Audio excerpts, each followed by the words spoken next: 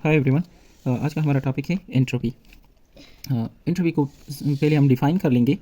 इसके दो डिफिनीशन हैं। एक है कि डिसऑर्डर इन अ सिस्टम, और दूसरा इसका डिफिनीशन जो है वो है अनअवेलेबिलिटी ऑफ यूज़फुल एनर्जी। इन दोनों डिफिनीशन को हम एग्जांपल्स के थ्रू एक्सप्लेन करेंगे, जिससे हमें सही तरह से एंट्रोपी का कॉन्सेप्ट समझ आ जाएगा। तो इसका एग्जांपल हम लेंगे पहले, जो है डिसऑर्डर इन अ सिस्टम या डिसऑर्डरनेस इन अ सिस्टम। इस एग्जांपल को या इस डिफिनीशन को अगर हम एक्सप्लेन करना चाहें तो हम एग्जांपल लेते हैं डाइस के। जब हम लूडो खेलते हैं तो उस दौरान हम डाइस यूज़ करते हैं, जो लूडो का चक्का होता है उसको हम यूज़ करते हैं। लेकिन यहाँ पर एक चक्का नहीं है, एक डाइस नहीं है, जबकि बल्कि हमने दो डाइस लिए हुए हैं और इसकी प्रोबेबिलिटी को हम मेजर कर रहे हैं। मतलब वो जो आप डाइस को इसमें रख के इस तरह यूँ करके शेक करके फिर गिराते हो तो उसके आउटकम्स जो है बहुत सारे आते हैं। मतलब इस तरह भी हो सकता है कि दोनों में एक एक आ जाए तो फिर दो होंगे, दो आ जाता है। तो दो आने की जो प्रोबेबिलिटी या चांस है वो सिर्फ इस तरह हो सकता है कि एक डाइस में भी एक आ जाए और दूसरे में भी एक आ जाए। तो इसकी सिर्फ ये एक पॉसिबिलिटी है, इसके अलावा इसकी और कोई पॉसिबिलिटी नहीं है कि डाइस जो है वो हमें 2 एज अ रिजल्ट दे दे। अच्छा, अगर ये 3 हमें 3 चाहिए तो वो किस तरह हो सकता है? वो इस तरह हो सकता है कि हमारे पास एक ये डाइस 1 है, एक डाइस 2 है, कि डाइस 1 में 1 आ जाए और डाइस 2 में 2 आ जाए। इसी तरह डाइस 1 में 2 आ जाए और डाइस 2 में 1 आ जाए। इस तरह भी हो सकता है। मतलब एक में एक आ जाए, दूसरे में 2, दूसरे में एक आ जाए और फिर वो पहले वाले में एक आ जाए। इस तरह भी हो सकता है। इस तरह अगर हमें 4 चाहिए तो कुछ इस तरह की कन्फिगरेशंस हो सकती है, इस तरह की आउटकम्स आ सकते हैं। मतलब 1 3 3 1 2 2 इस तरह आ सकते हैं। इसके अलावा कोई भी और पॉसिबिलिटी नहीं कि हमें 4 दे। अगर 5 हमें चाहिए तो ये आप देख रहे हैं कि इस तरह हो सकता है। 6 अगर हमें चाहिए तो उसके लिए कितनी पॉसिबिलिटीज़ है? 1 2 3 4 5। 5 की 1 2 3 4 है, 4 के 3 है, 3 2 तरीक़ों से आ सकता है, 2 सिर्फ एक तरीके से आ सकता है। यहाँ पर 7 जो है वो 1 2 3 4 5 6 डिफरेंट तरीक़ों से हमें मिल सकता है। और फिर इसके बाद 8 जो है वो फिर इसकी जो पॉसिबिलिटी है वो रिड्यूस हो रही है। और फिर इस तरह 9 10 11 और 12 आप देख रहे हैं कि इसमें क्या होता है। 12 सिर्फ 2 की तरह एक ही पॉसिबिलिटी में आ सकता है कि दोनों डाइस जो है उसमें 6 आ जाए। तो अब यहाँ पर एक नेचर हमें एक मैसेज देता है। मैसेज ये है कि यहाँ पर 2 जो है या यहाँ पर 12 जो है, इन दोनों में एक चीज़ कॉमन है कि ये दोनों ऑर्डर स्ट्रक्चर है। मतलब 1 1 बोथ यूनिफॉर्मिटी है इसमें, 1 और 1। यहाँ पर भी यूनिफॉर्मिटी है 6 और 6। तो 6 और 6 और 1 और 1 में यूनिफॉर्मिटी है, लेकिन यूनिफॉर्मिटी जिसमें है उसके रिजल्ट जो है वो बहुत मतलब कम है। आप देख रहे हैं कि इसके रिजल्ट क्या है, बहुत कम है। सिर्फ एक ही पॉसिबिलिटी इसकी हो सकती है। लेकिन अगर इसके बरक्स आप बाकी नंबर देख ले, लाइक 3 को देखें तो 3 में वो यूनिफॉर्मिटी जो है वो कम हो रही है, लेकिन आउटकम जो है वो ज़्यादा हो रहे हैं। इस तरह 4 में वो यूनिफॉर्मिटी और भी लॉस होती है, लेकिन आउटकम्स बहुत ज़्यादा होते हैं। यहाँ पर 7 में आप देख रहे हैं कि डिसयूनिफॉर्मिटी, या हम कह सकते हैं कि डिसऑर्डरनेस जो है वो 7 में सबसे ज़्यादा आ जाता है। और इसके साथ साथ 7 के आउटकम्स भी बहुत ज़्यादा है। मतलब 7 आने के चांसेस जो है बहुत ज़्यादा है हमारे पास। 1 2 3 4 5 6, तो हम 6 तरीक़ों से 7 हासिल कर सकते हैं। और 7 में ख़ास बात क्या है? 7 में ख़ास बात यह है कि ये सबसे डिसऑर्डर स्ट्रक्चर है। मतलब 12 में जो ऑर्डरनेस है और 2 में जो ऑर्डरनेस है, वो ऑर्डरनेस बिल्कुल 7 में ख़त्म हो जाती है। तो डिसऑर्डरनेस जिस आउटकम में ज़्यादा है उसके चांसेस हमारे पास ज़्यादा है। लाइक चांस ऑफ अकरेंस को आप देखिए, वो 7 के लिए सबसे ज़्यादा है, लेकिन 7 के लिए डिसऑर्डरनेस भी बहुत ज़्यादा है। 12 और 1 में यूनिफॉर्मिटी या ऑर्डरनेस बहुत ज़्यादा है, लेकिन क्या है, इनके आउटकम बहुत कम है। इनकी पॉसिबिलिटी या प्रोबेबिलिटी या चांस जो है वो बहुत कम है। यहाँ पर आप देख रहे हैं। तो इससे हमें एक मैसेज मिलता है कि nature want the universe to acquire the most chaotic या डिसऑर्डर स्टेट। नेचर क्या चाहता है कि ये तो हम छोटे सतह पर कर रहे हैं, एक छोटा सा सिस्टम है 2 डाइस का, और उसमें हम ये देख रहे हैं, हमें एक रिजल्ट मिल रहा है कि जो आउटकम सबसे डिसऑर्डर है उसके चांसेस बहुत ज़्यादा है। तो अगर इसको हम बड़े पैमाने पर लें तो इसका मतलब ये है कि यूनिवर्स में, या यूनिवर्स बजाते खुद भी क्या चाहता है, वो डिसऑर्डर की तरफ जाना चाहता है और इसकी पॉसिबिलिटी बहुत ज़्यादा है। तो इस इक्वेशन से हमें, इस एक्सप्लेनेशन से या इस एग्जांपल से हमें ये रिजल्ट मिलता है कि nature want the universe to acquire the most chaotic state. और ये पहला डिफिनीशन है किस चीज़ का?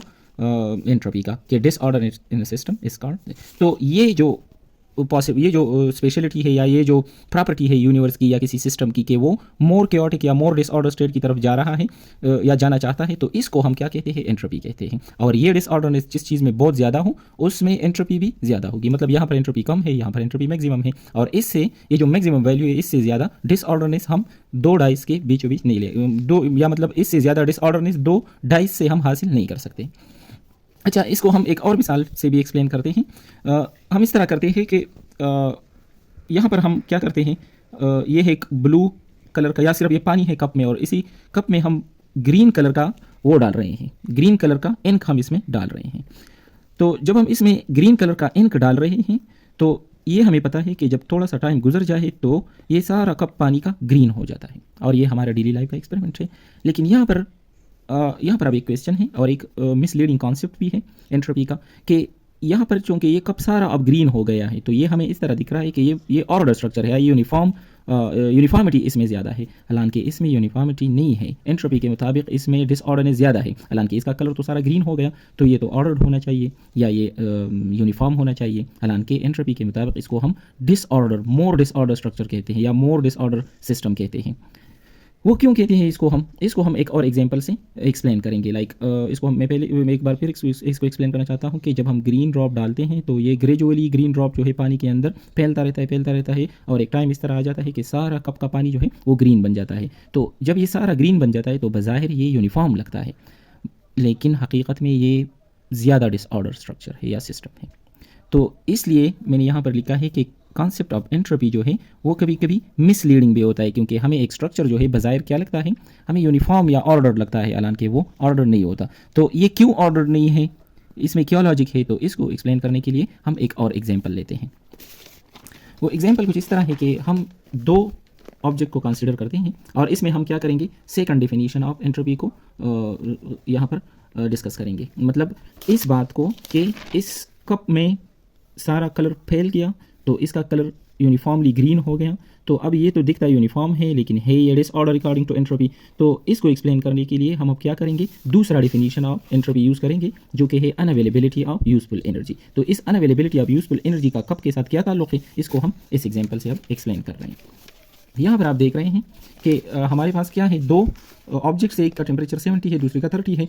तो ये जाहिर है कि हीट जो है हाई टेम्परेचर से लो टेम्परेचर की तरफ फ्लो करेगा, लेकिन थोड़ी देर बाद क्या हो जाएगा, ये सिस्टम जो है हीट एक्सचेंज नहीं करेगा क्योंकि इसका टेम्परेचर ग्रेजुअली सेम हो जाएगा। मतलब इन दोनों का एवरेज आ जाएगा 30 + 70 डिवाइड बाई 2 50 इसका टेम्परेचर हो जाएगा। तो 50 से ना इस तरफ हीट जाएगा ना उस तरफ जाएगा, क्योंकि पहले यहाँ पर ये LTR की तरह बिहेव कर रहा था और ये HTR की तरह बिहेव कर रहा था, high temperature reservoir low temperature reservoir. अब वो बात खत्म हो गई तो हीट फ्लो नहीं होगा। तो अब यहाँ पर देखिए 50 डिग्री सी टेम्परेचर है हमारे पास, जो कि एक लार्जर टेम्परेचर है, स्टिल हम इसको यूटिलाइज नहीं कर सकते। यूटिलाइज किस तरह नहीं कर सकते, क्योंकि यहाँ पर अगर ये एक आइसोलेटेड सिस्टम है तो इसी आइसोलेटेड सिस्टम में एक साइड पर भी 50 डिग्री सी है, दूसरी साइड पर भी 50 डिग्री सी है। तो 50 डिग्री सी से हम तभी कोई काम ले सकते हैं या इससे हम वर्क करवा सकते हैं जब इन दोनों में कोई LTR या HTR मौजूद हो। लेकिन यहाँ पर तो अब LTR और HTR का कॉन्सेप्ट है ही नहीं। जब इसका कॉन्सेप्ट है ही नहीं तो हमारे पास यूजफुल एनर्जी मौजूद है जो कि 50 डिग्री सी की शक्ल में है, लेकिन इसको हम यूटिलाइज नहीं कर सकते।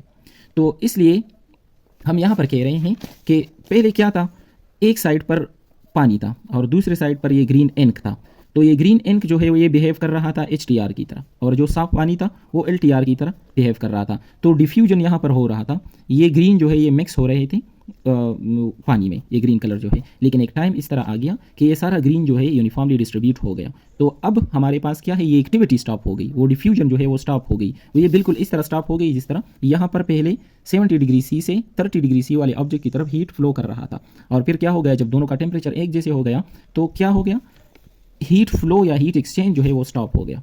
तो इस सूरत में हम कह सकते हैं कि एनर्जी तो है यूजफुल एनर्जी, लेकिन वो हमें अवेलेबल नहीं है। तो बिल्कुल ये कॉन्सेप्ट यहाँ पर भी है। तो इस बेस पर हम कहते हैं कि क्योंकि यहाँ पर एक्टिविटी जो है वो अब स्टॉप हो गई है। जब एक्टिविटी स्टॉप हो गई है तो इसका मतलब है कि सिस्टम जो है मोर क्योटिक स्टेट तक पहुँच गया, जिस तरह यहाँ पर था मोस्ट डिस्टर्ब स्टेट में पहुँच गया। तो अब इस सिस्टम में वर्क का होना या हीट का एक्सचेंज होना या मॉलिक्यूलर एक्सचेंज होना जो है वो फिर बंद हो जाता है। और जब ये बंद हो जाता है तो इसको हम क्या कहते हैं, the most chaotic state of the system.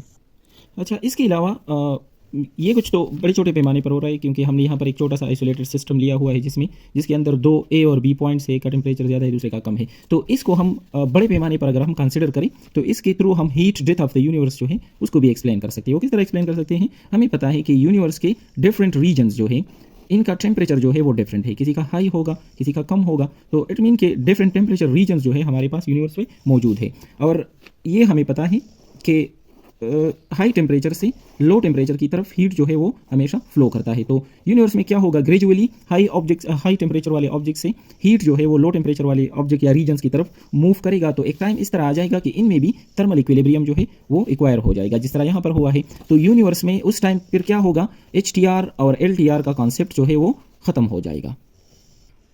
और मतलब ये कि HTR और LTR जो है वो दोनों बराबर हो जाएंगे, हाई टेम्परेचर रीजन और लो टेम्परेचर रीजन या रिजर्वायर जो है वो ख़त्म हो जाएंगे। अब जब ये दोनों ख़त्म हो जाएंगे तो फिर ये मुमकिन नहीं है कि हीट जो है एक जगह से दूसरी जगह पर फ्लो करे, और जब हीट फ्लो ख़त्म कर ले तो फिर क्या होगा, थर्मोडायनामिक वर्क जो है वो भी हमारे पास नहीं होगा। तो जब वर्क भी नहीं होगा, हीट फ्लो भी नहीं होगा, तो फिर क्या हो जाएगा, सारा यूनिवर्स जो है वो काम करना छोड़ देगा, सारा यूनिवर्स जो है वो सीज हो जाएगा, स्टॉप हो जाएगा। और इसी टाइम हम कहते हैं कि यूनिवर्स जो है मोस्ट केओटिक स्टेट में पहुंच गया, जो कि ये शुरू से चाहता था कि इस केओटिक स्टेट में चला जाऊं, क्योंकि यहाँ पर हमने जिस तरह की हमने यहाँ पर एक छोटे से डाइस वाले एग्जांपल में किया था कि हर सिस्टम चाहता है कि वो मोस्ट केओटिक स्टेट में पहुंच जाए। तो यहाँ पर यूनिवर्स भी एक टाइम आ जाएगा कि ये मोस्ट केओटिक स्टेट में पहुंच जाएगा, और फिर क्या होगा, कोई HTR और LTR नहीं होगा, फिर कोई हीट फ्लो नहीं होगा, और फिर वर्क भी नहीं होगा। तो none of the thermodynamic system या इंजन जो है वो काम करेगा, कोई भी सिस्टम कोई भी इंजन काम नहीं करेगा, सारा वर्क डन जो है वो जीरो हो जाएगा। और जब ये सब कुछ एक जगह पर रुक जाए तो फिर हम क्या कहेंगे कि heat death of the universe जो है वो हो गया।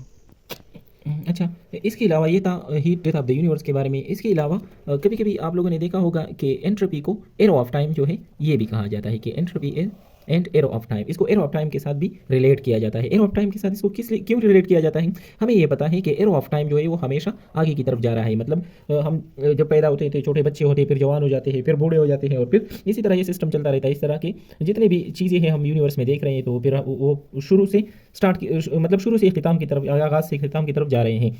तो इस प्रोसेस को हम एरो ऑफ टाइम कहते हैं। लाइक हम देख रहे हैं कि जो वक्त है वो आगे की तरफ जा रहा है, कभी हमने नहीं देखा कि वक्त जो है वो पीछे की तरफ जा रहा है। इस तरह हमने नहीं देखा कि कोई बंदा बूढ़ा है और वो जवानी की तरफ जा रहा है, बल्कि वो हमेशा वन साइडेड एरो की तरह आगे जा रहा है, मतलब यंगर एज से वो ओल्डर एज की तरफ जा रहा है। तो इसका मतलब क्या है, या इसको हम एंट्रोपी के साथ क्यों रिलेट करते हैं, इसलिए इसको हम एंट्रोपी के साथ रिलेट कर रहे हैं कि एंट्रोपी अगर हम एक आइसोलेटेड सिस्टम का कंसिडर करें तो वो भी हमेशा बढ़ती रहेगी, वो हमेशा पॉजिटिव होगी। या हम ये कह सकते हैं कि यूनिवर्स की एंट्रोपी जो है वो हमेशा ग्रेटर या इक्वल टू जीरो होगा, मतलब ये नेगेटिव की तरफ नहीं जा सकता। ये जीरो हो सकती है, हम इसको किसी तरीके से स्टॉप कर सकते हैं, लेकिन इसको हम नेगेटिव साइड पर नहीं लेके जा सकते, इसको हम कम नहीं कर सकते। तो इसको हम किस तरह कम नहीं कर सकते, या किस तरह हम ये कह सकते हैं कि एंट्रोपी जो है वो हमेशा ग्रेटर या इक्वल टू जीरो होगा किसी थर्मोडायनामिक सिस्टम की, और या एज अ होल यूनिवर्स की। तो इसके लिए हम इसका इक्वेशन को भी कंसिडर करेंगे, इक्वेशन की भी हमें ज़रूरत होगी एंट्रोपी की, और उसके लिए एक एग्जांपल के थ्रू हमें इसको एक्सप्लेन करना पड़ेगा। तो यहाँ पर हमें इक्वेशन ले रहे हैं, हमें ये पता है कि टेम्परेचर जो है वो डायरेक्टली प्रोपोर्शनल है चेंज इन हीट के। मतलब हीट अगर ज़्यादा हो रहा है या हीट ज़्यादा फ्लो कर रहा है तो टेम्परेचर में ज़्यादा फॉल आएगा, और किसी ऑब्जेक्ट के अंदर हीट जमा हो रहा है या हीट उसकी तरफ फ्लो कर रहा है तो फिर क्या होगा, उसका टेम्परेचर बढ़ेगा। मीन अगर सिस्टम से हीट बाहर जा रहा है तो टेम्परेचर कम होगा, लेकिन अगर सिस्टम की तरफ हीट जा रहा है तो उसका टेम्परेचर फिर बढ़ेगा। तो ये हमें पता है, तो इसलिए हम इस तरह लिख सकते हैं। अच्छा, हम ये भी लिख सकते हैं कि चेंज इन हीट जो है वो डायरेक्टली प्रोपोर्शनल है टेम्परेचर के। अब इस निशान को खत्म करते हैं तो फिर हम क्या लगाते हैं, इक्वल और कांस्टेंट लगाते हैं, तो हमारे पास इक्वेशन कुछ यूँ बन गया। फिर दोनों साइड को टी पे डिवाइड करते हैं तो इक्वेशन ये बन गया। तो ये हीट और टेम्परेचर का जो रेशो है वो हमेशा कांस्टेंट होती है, और वही कांस्टेंट जो है उसको एंट्रोपी कहते हैं। तो ये एंट्रोपी का इक्वेशन हो गया कि एंट्रोपी बराबर होगा change in heat divided by temperature. और इसके अलावा याद रहे कि एंट्रोपी भी प्रेशर, वॉल्यूम, टेम्परेचर और इंटरनल एनर्जी की तरह स्टेट वेरिएबल है। मतलब किसी भी थर्मोडायनामिक सिस्टम को अगर आपने कंप्लीटली डिस्क्राइब करना हो तो उसके लिए एंट्रोपी को डिफाइन करना जरूरी होगा, और इसका यूनिट जो है वो है जूल पर केल्विन। अच्छा, हम एक सिस्टम अब यहाँ पे ले रहे हैं जहाँ पर एक ऑब्जेक्ट 1 है और दूसरा ऑब्जेक्ट जो है वो 2 है। याद रहे इस साइड का टेम्परेचर ज़्यादा है, इस साइड का टेम्परेचर कम है, तो फिर क्या होगा, हीट जो है वो फ्लो करेगा फ्रॉम 1 to 2। इसकी अगर हम एंट्रोपी को डिफाइन कर ले तो कुछ यूँ बनेगा, और यहाँ पर यूँ बनेगा। इस हीट के साथ 1 और 2 क्यों नहीं लिख रहे, क्योंकि वही सेम हीट है जो ऊपर से नीचे की तरफ आ रहा है। तो यहाँ से चूँकि हीट लॉस हो रहा है ऊपर से और इस तरफ गेन हो रहा है, तो इट मीन कि ये फैक्टर जो है इसके लिए ग्रेजुअली रिड्यूस होगा और सेम अमाउंट यहाँ पर ज़्यादा होगा। तो चेंज यहाँ पर जितना नेगेटिव की तरफ जा रहा है उतना इधर पॉजिटिव की तरफ जा रहा होगा। अच्छा, हमें ये भी पता है कि इस साइड का टेम्परेचर ज़्यादा है और इस साइड का कम है, तो हीट यहाँ पर कम होगा, यहाँ पर ग्रेजुअली यहाँ पर लॉस होगा इस साइड पर, और यहाँ पर गेन होगा। तो ये टर्म जो है ये यहाँ पर डिक्रीज हो रहा है और यहाँ पर इंक्रीज हो रहा है। यहाँ पर टेम्परेचर शुरू से ज़्यादा था और यहाँ पर जो टेम्परेचर है वो शुरू में कम था, तो डिनोमिनेटर वाला टर्म यहाँ पर ज़्यादा है और यहाँ पर कम है। यहाँ पर डिनोमिनेटर वाला टर्म जो है वो कम है और यहाँ पर ज़्यादा है। तो इसका मतलब ये है कि S2 का जो एंट्रोपी है वो ज़्यादा होगा S1 से, क्योंकि इसका रेशो जो है ये ज़्यादा है इससे। यहाँ पर टेम्परेचर ज़्यादा है तो ये कम होगा, यहाँ पर टेम्परेचर कम है तो ये ज़्यादा होगा, यहाँ पर ये कम हो रहा है तो ये कम होगा, और ये यहाँ पर ज़्यादा हो रहा है तो ये और भी ज़्यादा होगा। तो इसका मतलब ये है कि S2 is greater than S1।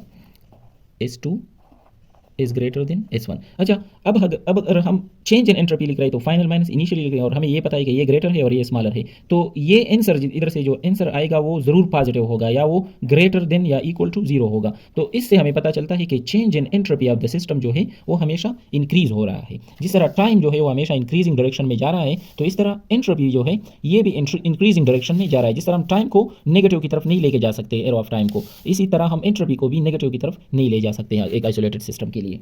तो इसीलिए एंट्रोपी को एरो ऑफ टाइम भी कहते हैं या एरो ऑफ टाइम के साथ इसको रिलेट भी करते हैं।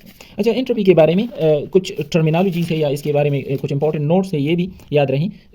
इसके बाद हम इस टॉपिक को वाइंड अप करते हैं। एक है कि एंट्रोपी जो है, याद रहे ये स्टेट वेरिएबल है, इसका यूनिट जो है जूल पर केल्विन है, ये हमने अभी डिस्कस कर दिया। तीसरी बात यह है कि एंट्रोपी ऑफ द यूनिवर्स जो है वो हमेशा ग्रेटर या इक्वल टू 0 होगा। और एक और इंपॉर्टेंट बात यह है कि हम एंट्रोपी ऑफ द सिस्टम, किसी भी थर्मोडायनामिक सिस्टम के एंट्रोपी को एज अ रेफरेंस 0 ले सकते हैं। एज अ रेफरेंस 0 इसलिए कि राइट नाउ इसी वक्त अगर मैं इसको कंसिडर करूं कि ये यूनिवर्स है, तो इसी टाइम मैं कह सकता हूं कि इस टाइम यूनिवर्स की एंट्रोपी जो है ये 0 है। लेकिन अब इसके बाद जब टाइम गुजरेगा तो सिस्टम का या यूनिवर्स का एंट्रोपी जो है वो 0 से क्या होगा, ग्रेटर होगा।